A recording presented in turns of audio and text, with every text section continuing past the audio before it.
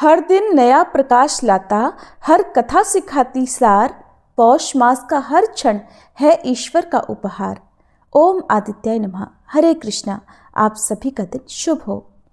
पौष मास के 27वें दिन की कथा हमें सिखाएगी कि ईश्वर में विश्वास और सत्कर्मों का मार्ग ही केवल हमें हर संकट से उबार सकता है। आइए श्रद्धा और भक्ति के साथ आज की इस कथा का आरंभ करें। दत्तात्रेय जी बोले, देवताओं, पर ब्रह्म परमेश्वर ही उस असुर को मारने में समर्थ हैं। वे ही प्रभु सब प्राणियों के दुखों को दूर करने में समर्थ हैं।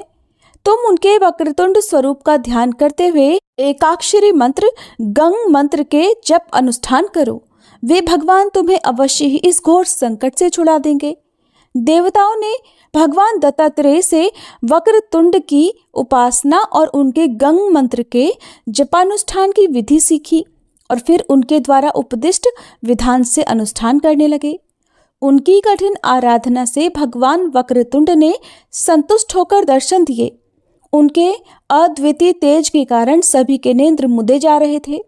तभी भगवान वक्रतुंड ने कहा, देवगणों, मैं प्रसन्न हूँ, जो अभीष्ट हो वह वर मांगो। तब देवताओं ने उनके चरणों में प्रणाम करते हुए हाथ जोड़कर निवेदन किया कि प्रभु, हम सब मत्सरासुर के भय से चारों ओर मारे मारे फिर रहे हैं। उससे निस्तार का कोई उपाय ही नहीं सूझता।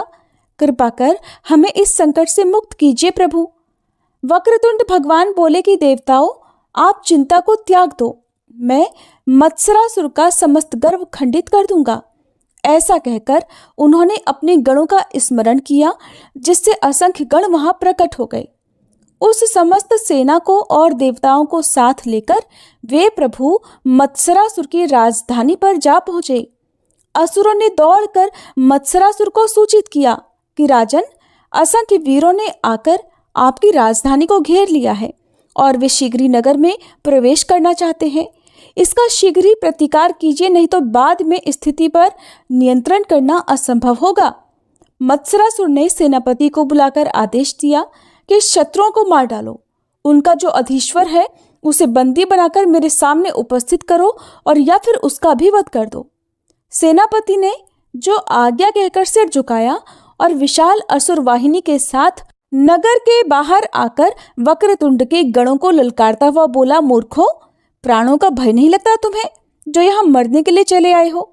जिन महाराज मत्सरासुर की सेना के भय से ब्रह्मा, विष्णु और शिव भी अपने असंख्य सेवकों के सहित भागे भागे फिरते हैं, तो तुम्हारी क्या गणना है?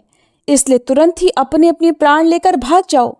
तभी समस्त गणों ने एक साथ मिलकर वक्रतुंड का जय घोष किया और दैत्य सेना पर प्रहार करने लगे। भयंकर युद्ध छिड़ गया। फिर असुर सेना हारने लगी। बहुत से दैत्य रथी, महारथी, गजारूढ़, अश्वारूढ़ प्रमुख वीर मारे गए। ये देखकर दैत्य सेना भागने लगी। सेनापति के बहुत कहने पर रण क्षेत्र में कोई दैत्य वीर नहीं टिक सका। यह संवाद जैसे ही त्रैलोक्य विजेता मत्सरासुर के पास पहुंचा कि वह आग बबूला हो उठा। उसने कहा, शत्रुओं का ये साहस, मेरे ही नगर में आकर मेरी ही सेना को परास्त कर दे। वीरों, अब विलंब का काम नहीं, जैसे भी हो शत्रु को नष्ट करना अब हमारा प्रथम कर्तव्य है। चाहे हमारे प्राण चले जाएं, किंतु शत्रु को आगे नहीं बढ़ने देंगे, उसे भगाकर ही छोड़ेंगे। अमात्यों ने हाथ जोड़कर निवेदन किया, प्रभु, हमारे वीरों ने शत्रु सेना में एक भयंकर रूप वाला योद्धा देखा है। वह अपनी समस्त सेना का संचालन कर रहा है। वह तो बड़ा दुराधर्ष वीर है, जिधर बढ़ जाता है उधर ही सब कुछ शून्य हो जाता है। इसलिए राजन, हमारे विचार में तो उससे संधि कर लेनी चाहिए, क्योंकि बुद्धिमानी इसी में है कि अवसर देखकर कार्य किया जाए। उनकी बात सुनकर दैत्यराज लाल पीला पड़ गया और क्रोध से आंखें निकालकर बोला, कायर पुरुषों, तुम मुझे शत्रु के सामने झुकने का परामर्श दे रहे हो? इससे तो युद्ध में मर मिटना ही अच्छा है। फिर उसने प्रधान सेनाध्यक्ष को आदेश दिया, शत्रु का सामना करने के लिए विशाल सेना लेकर आगे बढ़ो। मैं भी तैयार होकर आ रहा हूँ। ये घोषणा कर दो कि रणभूमि में मैदान छोड़कर कोई भी ना हटे, नहीं तो उसे मृत्यु दंड दिया जाएगा। प्रधान सेनाध्यक्ष ने समस्त सेनाओं को तैयार होने का आदेश दिया और राजा की आज्ञा भी सुना दी। मत्सरासुर स्वयं उस असंख्य दल के साथ राजधानी से बाहर निकला। उसके सुंदर प्रिय और विषय प्रिय नामक 2 पुत्र भी साथ थे, जिन्होंने सुनियोजित ढंग से भगवान वक्रतुंड के गणों पर भीषण आक्रमण कर दिया था। गणों और असुरों के मध्य इतना भयानक युद्ध हुआ कि दोनों पक्षों को भारी नुकसान उठाना पड़ा, किंतु विजय या पराजय किसी की भी नहीं हुई। इस प्रकार युद्ध चलते चलते 5 दिन बीत गए। इसी बीच भवानीपति को मत्सरासुर के पुत्रों ने प्रहार द्वारा मूर्छित कर दिया। फिर भी भगवान वक्रतुंड के 2 गण आगे बढ़े और उन असुरों से भिड़ गए। उनके प्रहार से वे दोनों असुर मारे गए। अपने पुत्रों को मरा हुआ देखकर मत्सरासुर व्याकुल हो उठा और युद्ध स्थल छोड़कर चला गया। राजभवन में भी उसके कारण शोक व्याप्त हो गया। तब अमात्यों ने उसे समझाते हुए कहा कि राजन, शोक करने से तो कुछ होगा नहीं।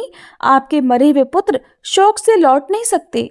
अब तो शोक का एक ही उपाय है, शत्रुओं से बदला लेना। मत्सरासुर फिर से रणभूमि में जा पहुंचा। उसने वक्रतुंड का सामना करते हुए कहा, मूर्ख, यहां मरने के लिए क्यों आ गया? क्या तू मेरी शक्ति नहीं जानता? वक्रतुंड ने हंसते हुए उत्तर दिया, दुष्ट राक्षस, मैं यहां मरने के लिए नहीं, तुझे मारने के लिए आया हूं। तेरी शक्ति से मैं भली प्रकार परिचित हूं। तू उन्हीं के वर से अत्यंत प्रबल हो गया था जिन्हें तूने पाश में बांध लिया था, लेकिन अब तेरा ह्रास काल आ गया है, इसलिए अब तो निश्चय ही मारा जाएगा। फिर भी अगर तुझे प्राण अधिक प्यारा है तो मेरी शरण में आ जा। मत्सरासुर ने देखा कि वस्तुतः भगवान वक्रतुंड अत्यंत प्रबल है, जिनका सामना करने से मरण होना संभव है, तो वह उनके प्रस्ताव पर विचार करने लगा और अमात्यों से परामर्श किया कि अब ऐसी स्थिति में क्या करना चाहिए। अमात्यों ने उसे समझाया कि महाराज, वक्रतुंड ने आपको शरण देने का प्रस्ताव कर अपनी उदारता का परिचय दिया है, इसलिए प्रभु उनकी शरण लेना ही अधिक कल्याणकारी होगा। असुर का भी यही विचार था, इसलिए वह शीघ्र ही वक्रतुंड की शरण में जाकर उनकी स्तुति करने लगा। प्रभु, मैं आपके पराक्रम से पहले अनजान था। अब मुझे ज्ञात हो गया है कि आप कोई साधारण देवता नहीं, वरन सर्वसमर्थ परात्पर ब्रह्म हैं। हे नाथ, मुझ अज्ञानी के अपराध को क्षमा करके अपनी शरण में स्थान दीजिए, साथ ही अपनी सुदृढ़ भक्ति भी प्रदान कीजिए। ऐसा कहकर उसने भगवान वक्रतुंड के चरण पकड़ लिए। इससे वे भगवान संतुष्ट होकर बोले, असुरराज, मैं तुझ पर प्रसन्न हूँ। अब तू निर्भय होकर अपना राज्य कार्य कर, किंतु विस्तार लिप्सा को त्याग दे। देवताओं, नागों आदि के स्थान इन्हें लौटा दे और जितने स्थान में रह सके उतना ही सीमा से रहता हुआ सदैव मेरी भक्ति में लगा रहे। अपने अनुयायियों को आदेश दे कि वे निरीह प्राणियों पर किसी भी प्रकार का अत्याचार न करें। मत्सरासुर ने तुरंत ही स्वीकार किया कि वह वैसा ही करेगा। इससे सभी देवगण आनंद मग्न हो गए और उन्होंने भक्ति भाव से वक्रतुंड भगवान की स्तुति की। उन्होंने देवताओं को भी अभय प्रदान किया और तुरंत ही अंतर ध्यान हो गए। श्री सूत जी बोले, हे शौनक, उन दयामय भगवान वक्रतुंड ने मत्सरासुर को क्षमा कर दिया और उसे अपना भक्त बना लिया। इस प्रकार का एक अन्य उपाख्यान दंभासुर का भी है। उसे भी भगवान वक्रतुंड ने क्षमा दान दिया था।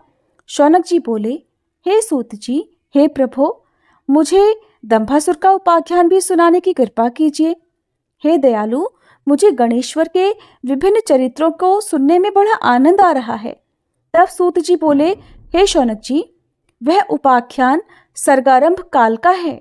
जब ब्रह्मा जी ने सृष्टि रचना का कार्य आरंभ किया, तब उसमें उन्हें अनेक विघ्नों का सामना करना पड़ा। तब लोक पितामह ने सोचा, इन विघ्नों का निवारण वे वक्रतुंड गणाधिपति ही कर सकते हैं, इसलिए उन्हीं प्रभु को प्रसन्न करना चाहिए। ऐसा निश्चय कर उन्होंने गणेश्वर का भक्ति भाव से पूजन आरंभ कर उनके षडाक्षरी मंत्र वक्रतुंडाय हुम का जपानुष्ठान आरंभ कर दिया। अनुष्ठान की समाप्ति कर विधि पूर्वक ब्राह्मण भोजन कराया और उन्हें दक्षिणा आदि प्रदान की। ब्रह्मा जी के अनुष्ठान से प्रसन्न हुए वक्रतुंड भगवान ने प्रकट होकर कहा, हे चतुरानन, मैं प्रसन्न हूँ, अपना अभीष्ट वर मांग लो। तब ब्रह्मा जी ने निवेदन किया, प्रभु, सृष्टि कार्य में उपस्थित विघ्नों को दूर कर दीजिए, यही मेरा अभीष्ट है। तब वक्रतुंड भगवान तथास्तु कहकर अंतर्ध्यान हो गए। इसके बाद लोक पितामह ने निर्विघ्न रूप से सृष्टि कार्य संपन्न किया, किंतु उस समय पितामह के कंप से दंभ नामक एक विकराल शिशु उत्पन्न हुआ, जो जल्दी ही बड़ा हो गया। उसने अपने उत्कर्ष के लिए घोर तपश्चर्या आरंभ की। उस कठोर तप को देखकर लोक सृष्टा बड़े प्रसन्न हुए।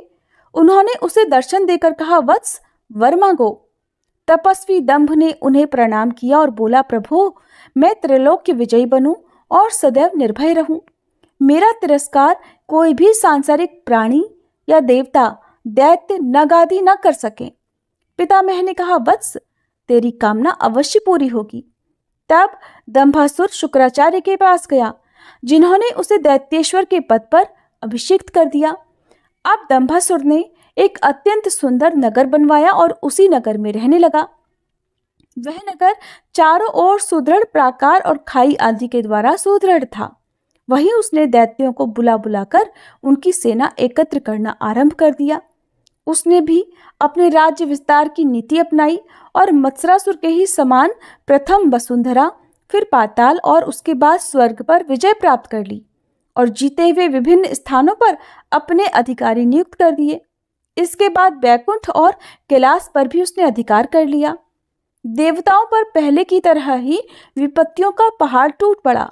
वे अत्यंत दुखी होकर गिरी खोहों और निर्जन वनों में छुपकर रहते हुए अपनी प्राण रक्षा करने लगे। एक दिन उन्होंने विचार किया कि लोक पितामह ब्रह्मा जी के पास चलकर विपत्ति से मुक्त होने का कोई उपाय पूछना चाहिए। फिर उन्होंने ब्रह्मा जी के पास जाकर कहा, प्रभु, दंभासुर आपके वर के कारण अत्यंत प्रबल हो उठा है और अनेक प्रकार के अत्याचार कर रहा है। उससे आप हमारी रक्षा कीजिए। ब्रह्मा जी बोले, देवताओं, इस संकट से छुटकारा पाने के लिए हमें भगवान वक्रतुंड की उपासना करनी चाहिए। आपके साथ मैं भी उनके एकाक्षरी मंत्र का जप आरंभ कर रहा हूँ। ऐसा कहकर देवताओं के साथ लोक पितामह ने भगवान वक्रतुंड का पूजन कर उनके मंत्र का जप किया। अनुष्ठान पूरा होने पर वक्रतुंड भगवान ने प्रकट होकर कहा, चतुरानन, मैं प्रसन्न हूँ, आप अपना अभीष्ट वर मांग लीजिए। ब्रह्मा जी बोले, हे प्रभु, आप समस्त दुख दारिद्रों को दूर करने में समर्थ हैं। दुष्ट दंभासुर हमें अत्यंत पीड़ित कर रहा है, इसलिए हमें उसके भय से मुक्त कर दीजिए। वरदेव वक्रतुंड ने अभय प्रदान किया, कमलासन, मैं दंभासुर की पराजय कर दूंगा। समस्त देव समाज भय को त्याग कर निश्चिंत हो जाएं। देवराज के द्वारा दंभासुर को संदेश भेज दो कि या तो वह मेरी शरण में आ जाए, अन्यथा मैं उसका विनाश कर दूंगा। आज्ञा पाकर इंद्र दूत रूप में दंभासुर के पास जाकर बोले, असुरराज, मुझे महाप्रभु वक्रतुंड ने यहाँ भेजा है। तुम देवताओं को और समस्त अधीनस्थ राज्यों को स्वतंत्र कर दो और परम प्रभु की शरण में जाओ, अन्यथा तुम्हारा विनाश सन्निध्य है। दंभासुर क्रोध करके कहने लगा, अपने प्रभु से कह दो कि उसका और उसके साथियों का अहंकार नष्ट करने में मैं पूरी तरह समर्थ हूँ। यदि प्राण रक्षा चाहते हो तो मेरी शरण में आ जाओ। इंद्र ने लौटकर भगवान वक्रतुंड की सेवा में उपस्थित होकर दंभासुर की दंभोक्ति से उन्हें अवगत कराया, जिसे सुनकर उन्होंने गणों का स्मरण किया और देवताओं को भी सुसज्जित होकर आगे बढ़ने का आदेश दिया। उधर दंभासुर दैत्य गुरु शुक्राचार्य के पास पहुंचा और उन्हें प्रणाम कर बोला, प्रभु, वक्रतुंड के दूत रूप से इंद्र ने आकर कहा है कि या तो वक्रतुंड की शरण में आओ, अन्यथा वे तुम्हारा संहार कर देंगे। तो वक्रतुंड कौन है? क्या स्थिति है उसकी? क्या उसमें इतनी शक्ति है कि वह हमारा सामना कर सके? शुक्राचार्य बोले, राजन, भगवान वक्रतुंड अमित महिमामय और अभूतपूर्व पराक्रमी है। वे गणाध्यक्ष साक्षात परात्पर परब्रह्म के ही अवतार हैं। यदि तुम दंभ का त्याग करके उनकी शरण में जाओगे तो निश्चय ही तुम्हारा कल्याण होगा। फिर तुम्हें किसी प्रकार का भय रह ही नहीं सकता। ये सुनकर दंभासुर ने व्यर्थ के दंभ का त्याग कर दिया और अत्यंत श्रद्धा भक्तिपूर्वक उनकी शरण में जाने का निश्चय किया। उसका विचार जानकर अनेक दैत्यों ने विरोध प्रकट किया, किंतु दंभासुर ने उनकी बात नहीं मानी और वह तुरंत ही उनकी शरण में जा पहुंचा। दैत्यराज को अपने चरणों में पड़ा देखकर वक्रतुंड भगवान ने उसे अभय और अपनी भक्ति प्रदान की और क्षमादान देकर दंभासुर ने सब राजाओं के राज्य लौटा दिए तथा कैलाश, वैकुंठ और स्वर्ग आदि देव धामों को भी स्वतंत्र कर दिया। अब उसका शासन धर्म और न्याय नीति से संपन्न हो गया था।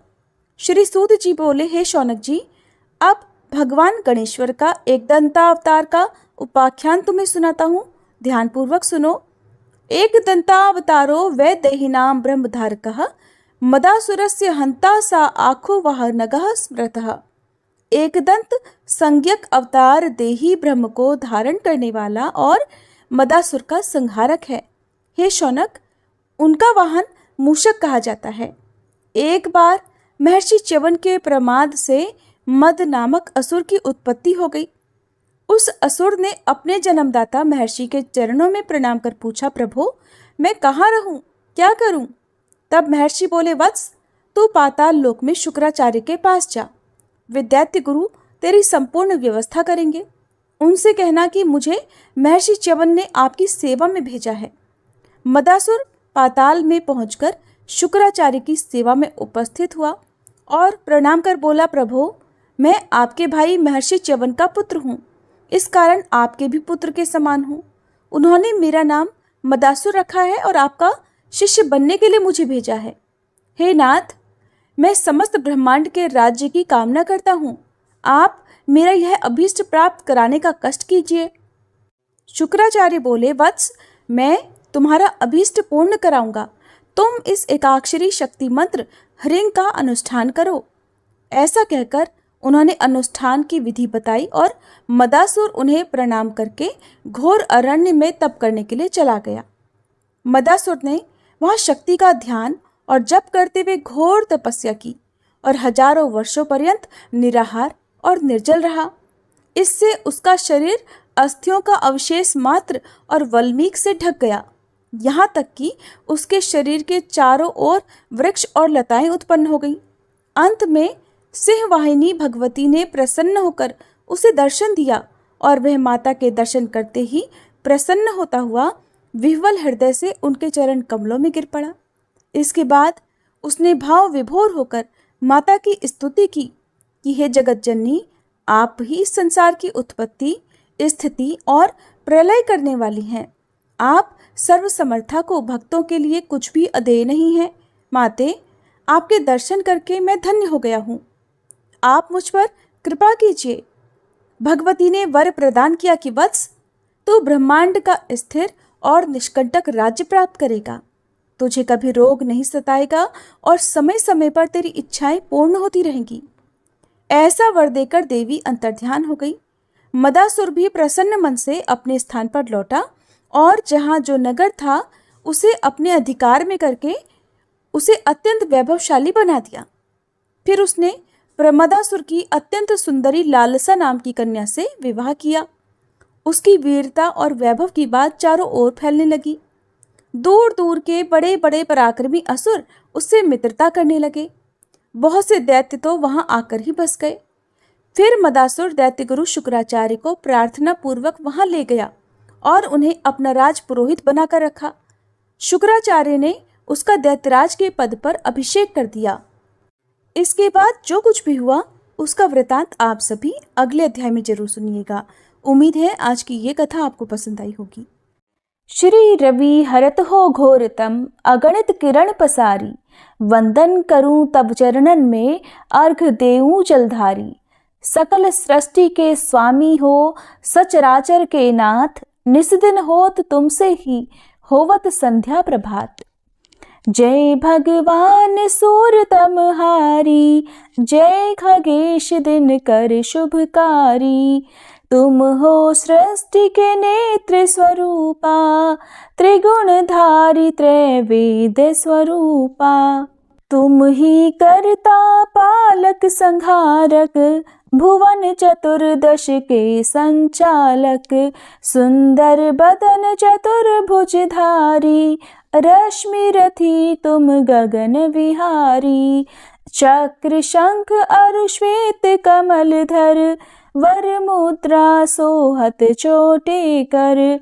शीश मुकुट कुंडल गलमाला, चारों तिलक तब भाल विशाला।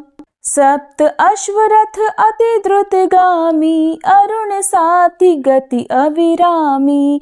रक्त वरुण आभूषण धारक, अति प्रिय तोहे लाल पदारथ। सर्वात्मा कहे तुम्हें ऋग्वेदा, मित्र कहे तुमको सब वेदा। पंचदेवों में पूजे जाते, मनोवांछित फल साधक पाते। द्वादश नाम जाप उद्धारक, रोग शोक अरु कष्ट निवारक। माँ कुंती तब ध्यान लगायो, दानवीर सूत कर्ण सो पायो। राजा युधिष्ठिर तब जस गायो, अक्षय पात्र वो वन में पायो। शस्त्र त्याग अर्जुन अकुरायो, बन आदित्य हृदय से पायो। विंध्याचल तब मार्ग में आयो, हाहाकार तिमिर से छायो। मुनि अगस्त गिरि गर्व मिटायो, निज तप बल से विंध्य नवायो। मुनि अगस्त तब महिमा गाई, सुमिर भये विजयी रघुराई। तोहे विरोग मधुर फल जाना, मुख में ली नहीं तोहे हनुमाना। तब नंदन शनिदेव कहावे, पवन के सूत शनि तीर मिटावे। यज्ञ व्रत स्तुति तुम्हारी कीन्ही, भेंट शुक्ल यजुर्वेद की दीन्ही। सूर्यमुखी खरितर तब रूपा, कृष्ण सुदर्शन भानु स्वरूपा। नमन तोहे ओंकार स्वरूपा, नमन आत्मा अरुकाल स्वरूपा। दिग दिगंत तब तेज प्रकाशे, उज्ज्वल रूप तुम्ही आकाशे। दश दिगपाल करत तब सुमिरन, अंजलि नित्य करत हैं अर्पण। त्रिविध ताप हरता तुम भगवन, ज्ञान ज्योति करता तुम भगवन। सफल बनावे तब आराधन, गायत्री जप सरल है साधन। संध्या त्रिकाल करत जो कोई, पावे कृपा सदा तब वोही। चित शांति सूर्यास्तक देव, व्याधि अपाधि सब हर लेवे। अष्टदल कमल यंत्र शुभकारी, पूजा उपासना तब सुखकारी। माघ मास शुद्ध सप्तमी पावन, आरंभ हो तब शुभ व्रत पालन। भानु सप्तमी मंगलकारी, भक्ति दायनी दोषणहारी। रविवासर जो तुमको ध्यावे, पुत्रादिक सुख वैभव पावे। पाप रूपी पर्वत के विनाशी, व्रज रूप तुम हो अविनाशी। राहु आन तब ग्रास बनावे, ग्रहण सूर्यता को लग जावे। धर्म दान तब करते हैं साधक, मिटत राहु तब पीड़ा बाधक। सूर्य देव तब कृपा कीजे, दीर्घ आयु बल बुद्धि दीजे। सूर्य उपासना कर नित ध्यावे, कुष्ठ रोग से मुक्ति पावे। दक्षिण दिशा तोरी गति जावे, दक्षिणायन वो ही कहलावे। उत्तर मार्गी तोरो रथ होवे, उत्तरायण तब वो कहलावे। मन और वचन कर्म हो पावन, संयम करता भलित आराधन। भरत दास चिंतन करत घर दिन कर तब ध्यान, रखियो कृपा इस भक्त पे तुम्हारी सूर्य भगवान। ओम जय सूर्य भगवान, जय हो दिनकर भगवान। जगत के नेत्र स्वरूपा, तुम हो त्रिगुण स्वरूपा। धरत सब ही तब ध्यान, ओम जय सूर्य भगवान। सारथी अरुण है प्रभु, तुम श्वेत कमल धारी, तुम चार भुजाधारी। अश्व है सात तुम्हारे, कोटि किरण पसारे, तुम हो देव महान। ओम जय सूर्य भगवान। उषा काल में जब तुम उदयाचल आते, सब तब दर्शन पाते। फैलाते उजियारा, जागता तब जग सारा, करे सब तब गुणगान। ओम जय सूर्य भगवान। संध्या में भुवनेश्वर अस्ताचल जाते, गोधन तब घर आते। गोधूली बेला में हर घर हर आंगन में, हो तब महिमा गान। ओम जय सूर्य भगवान।